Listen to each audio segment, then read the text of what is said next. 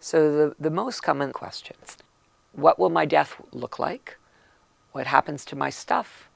What happens to my body? What happens to my spirit? Will my family be okay?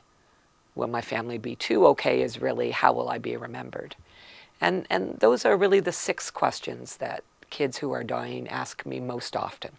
They're so common that actually what I can do with a child who says to me, I don't have any questions for you, is the second time, if they have no questions, I say to them, the next time we meet, if you still don't have any questions, that's okay, but what I'm going to do then is I'm going to list the questions that other kids ask me, and you can tell me if that's a question you want to know the answer to.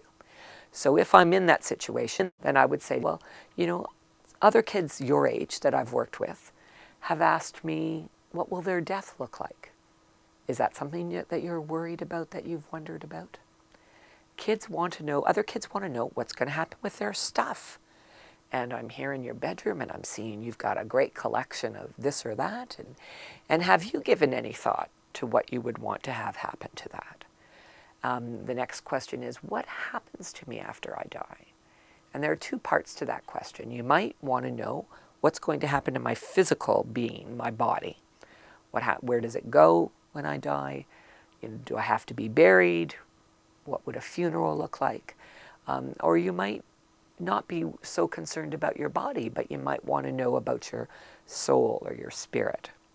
So, you know, maybe you go to church and you've heard about a place called heaven, and you might be wondering, is that where I'm going to go? What's that going to be like?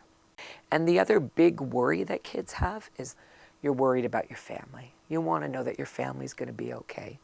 You don't want your mom and your dad to be too sad, your brothers and your sisters to be too sad.